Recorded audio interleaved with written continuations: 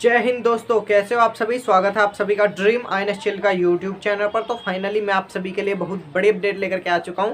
तो जितने भी हमारे भाई इंडियन कोस्ट गार्ड का जिनका भी एग्ज़ाम क्रैक हो चुका है स्टेज 1 का, तो उन सभी के लिए सबसे पहले तो कॉन्ग्रेचुलेसन्स। बाकी आज मैं आप सभी के लिए कोस्ट गार्ड स्टेज 2 की टिप्स दूंगा। तो ये आपके सभी के लिए इंपॉर्टेंट रहेगी वीडियो, जिसने एग्जाम क्वालिफाई कर लिया है उसके लिए भी, और जिसका एग्जाम क्वालिफाई नहीं हुआ है उसके लिए भी, क्योंकि वो भी आगामी एग्जाम की तैयारी करेंगे और मुझे यकीन है कि वो भी इस बार कोस्ट गार्ड फोड़ देंगे जो नई वैकेंसी आएंगी आपकी 2024 बैच की। तो भाइयों आप भी लगे रहे हो, लेकिन आप भी इस वीडियो को जरूर देखो, क्योंकि स्टेज 2 की जो टिप्स मैं बता रहा हूँ ये मैंने खुद रियलाइज की है, क्योंकि मैंने खुद स्टेज 2 दिया है आपका इंडियन कोस्ट गार्ड का नोएडा में, नोएडा सेक्टर 62 में मैंने खुद स्टेज 2 दिया है वहाँ का। तो मैं सभी चीज़ें आपको बताऊंगा कि मेरे साथ में किस किस तरह से फिजिकल मेडिकल अब मेरा किस तरह से हुआ था, वो मैं सभी चीज़ें आपको इसी वीडियो में बताऊंगा।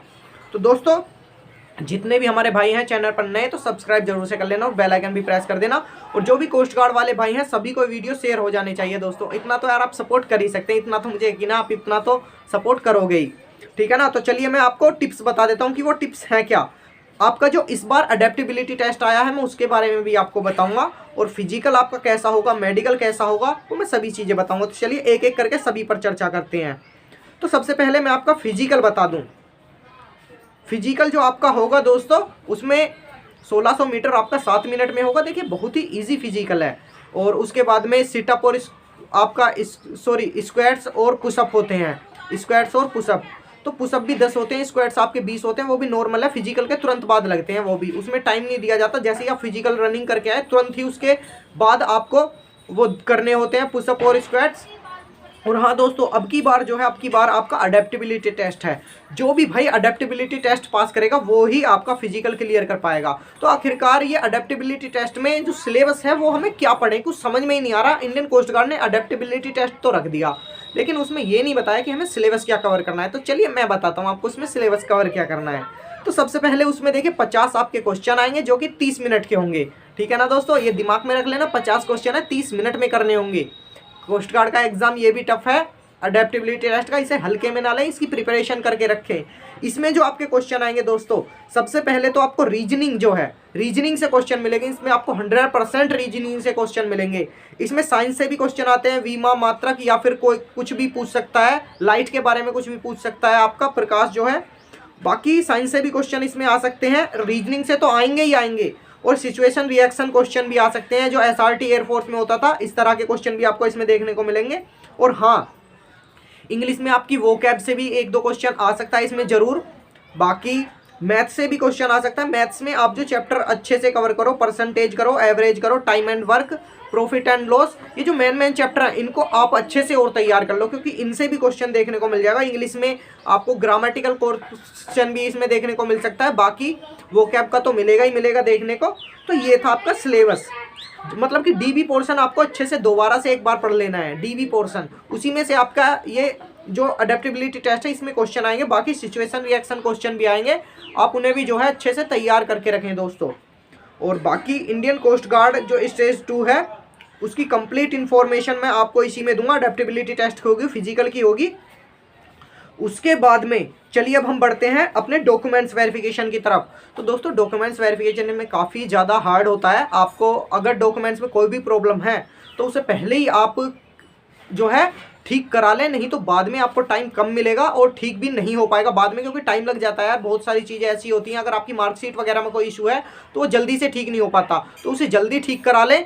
और इंडियन कोस्ट गार्ड में बहुत सारे भाई हमारे ऐसे हैं जिन्होंने स्टेज 1 में जो SC ST वाले हैं वो कह रहे हैं कि हमने जो है डिस्ट्रिक्ट लेवल का ही उसमें अपना कास्ट सर्टिफिकेट लगा दिया है, तो अब क्या प्रॉब्लम होगी, अब हमारे पास में सेंट्रल का है। तो इसको कोई प्रॉब्लम नहीं होगी। आपका जो स्टेज 2 में दोबारा से जो डॉक्यूमेंट्स मांगता है ना इंडियन कोस्ट गार्ड, वो इसीलिए मांगता है ताकि आप स्टेज 2 में सेंट्रल वाला अगर आपके पास में तब नहीं था अब आप लगा सकते हो, ठीक है ना। तो अब आप सेंट्रल वाला लगा देना उसमें। और डॉक्यूमेंट्स वेरिफिकेशन इसमें हार्ड देखिए थोड़ा सा होता ही है।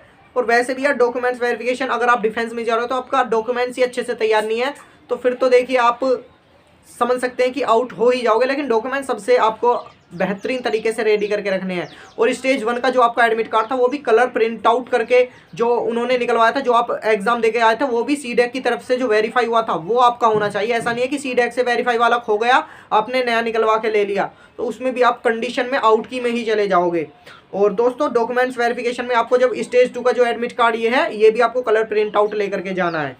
और इसमें जो मेडिकल होगा आपका इनिशियल मेडिकल, उसमें भी देखिए ऑल पार्ट्स आपके चेक होंगे, सर के बाल से लेकर के पैर के नाखून तक आपको उसमें देखिए सभी चीज़ें चेक होंगी। ऐसा नहीं है कि इसमें नॉर्मल हो जाएगा। और बाकी फाइनल मेडिकल आपका इसका INS छिलका में ही होता है, वो आप सभी को पता है।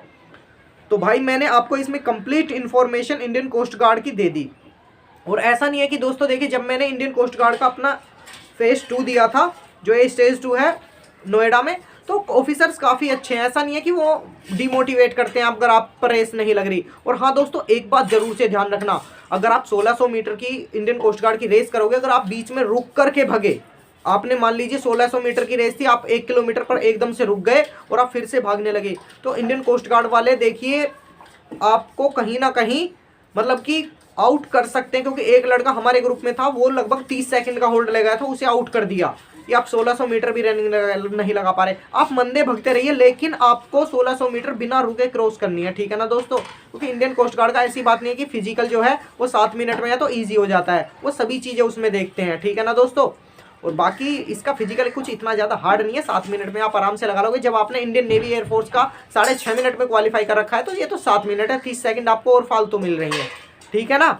और बाकी मेडिकल वगैरह की आप टेंशन इतनी ज़्यादा मत लो, मेडिकल भी इसका इतना ज़्यादा हार्ड नहीं होता। बाकी पार्ट्स तो देखिए सभी चेक होते हैं, A to Z आपके शरीर में जितने भी पार्ट्स हैं वो चेक होते हैं बाहर के। और बाकी प्राइवेट पार्ट्स भी आपके चेक होते हैं, DNS वगैरह हुआ और टीथ वगैरह चेक हुए। ईयरवैक्स जिसको भी है वो ईयर अपने साफ करा करके जाएं। तो इसका पॉइंट अगर आपको मिल जाता है तो फ्री का पॉइंट है, आप ये तो ज़बरदस्ती ही लोगे। क्योंकि ईयरवैक्स और आपने टीथ वगैरह जो है ये आप साफ करवा के जाइए, तब आपको कोई भी पॉइंट नहीं मिलेगा दोस्तों।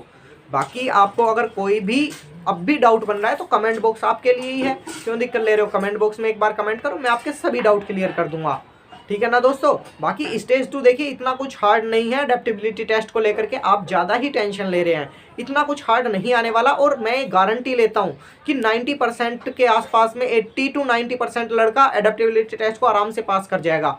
ये अडेप्टेबिलिटी टेस्ट पता क्यों लाई है कोस्ट गार्ड, ताकि उन पहले तो देखिए उसमें रिटर्न होता था एक, जो आप परफॉर्मा पहले स्टेज 1 का फॉर्म भरते समय एक परफॉर्मा आपको रिटर्न लिखते थे, पहले उसे वहां जाकर के आपकी राइटिंग मैच होती थी। लेकिन इस बार कोस्ट गार्ड ने क्या करा, इस बार कोस्ट गार्ड ने ये सोचा कि बहुत सारे लड़के ऐसे भी आते हैं जो अपने नाम को लिखने में भी हिचकिचाते हैं, वहां पर ये दिमाग में ये रहता है कहीं हम आउट ना हो जाएं। क्योंकि बहुत सारे ऐसा होता है कि कभी कभी देखिए कहनी तो नहीं चाहिए कि पैसे वगैरह देकर के जो लड़के जाते हैं ना, वो अब सेकंड स्टेज में ही आउट हो जाएंगे। क्योंकि अडेप्टेबिलिटी टेस्ट का मतलब ही ये है, उन्हें सही से छांट लिया जाएगा कि आखिरकार ये बंदा फ्रॉड तो नहीं है, क्या ये कोस्ट गार्ड में जाने लायक है या नहीं है।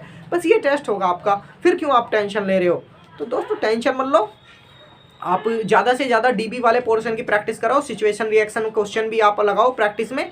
और बाकी कोई बात नहीं है, टेंशन मत लो, आपका स्टेज 2 क्लियर हो जाएगा। तो आशा है आप सभी को वीडियो अच्छी लगी होगी। अगर वीडियो अच्छी लगी हो तो लाइक कमेंट शेयर करना बिल्कुल मत भूलना दोस्तों। और जो भी हमारे भाई चैनल पर नए हैं तो सब्सक्राइब जरूर से कर लेना और बेल आइकन भी प्रेस कर देना, ताकि मैं कोई भी अपडेट लेकर के आऊँ तो उसका जो नोटिफिकेशन है वो प्रॉपर वे में आपको मिलता रहे। और डिस्क्रिप्शन में क्लासेस की लिंक भी पड़ी हुई है, आप जाकर के क्लासेस भी देख सकते हैं। तो चलिए मिलते हैं दोस्तों नेक्स्ट वीडियो में। नमस्कार, जय हिंद, वंदे मातरम।